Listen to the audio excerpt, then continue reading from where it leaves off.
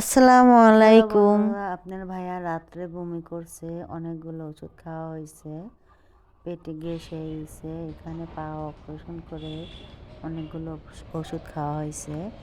তো আমি আর ওটা এখন পরিষ্কার করলাম না, আমি ছাদে চলে আসলাম। যেহেতু এখানে হালকা হালকা শীত বা অনেকটাই শীত, আপনার ভাইয়া ছাদে বসবে, বাইরে যাওয়া যাবে না, পায়ে অপারেশন করা।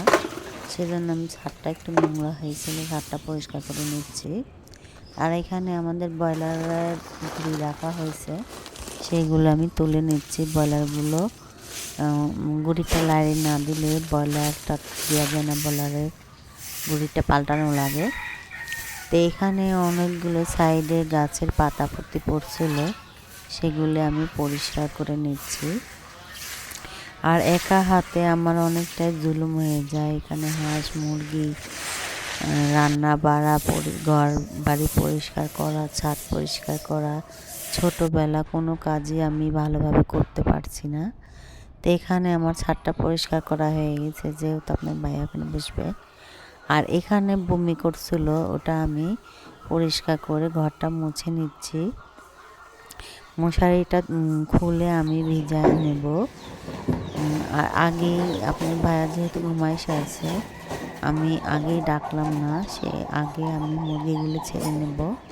এখানে হাঁস মুরগিগুলো বেলা হয়ে গেছে কাজ করতে করতে। তো এখানে আমি হাঁস মুরগিগুলো খাইতে দিয়ে দিব।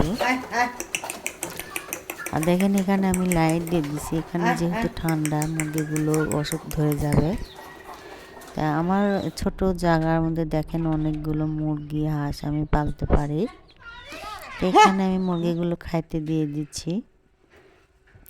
খাইতে দিয়ে আমি আপনার ভাইয়া উঠে গেছে, আমি এখানে মশারিটা খুলে ভিজায় থুয়ে আমি বিছানাটা তুলে নেব।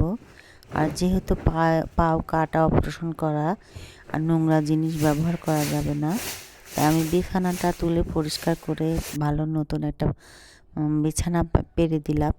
তো বিছানাটা গোছায় আমি চাদরটা শুতে ভিজায় দেব। এখানে আমি মশারিটা বিছিয়ে দিচ্ছি। আমি এখন এটা মশারিটা ধুয়ে গোসলটা করে উঠবো একবারে।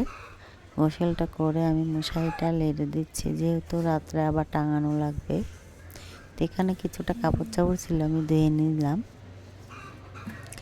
আমি এখানে মশারিটা ধোয়ার পরে আমি এখানে কিছুটা নাস্তা বানায় নেব, যেহেতু আপনার ভাইয়া এখন ভাত খাবে না। আর একটু চা, ডিম আর কিছু তরকারি ছিল, সেটা দিয়ে আমি একটা কিছু হালকা পাতলা ভর্তা বানিয়ে নিচ্ছি। আর রুটিটা বানিয়ে নিচ্ছি।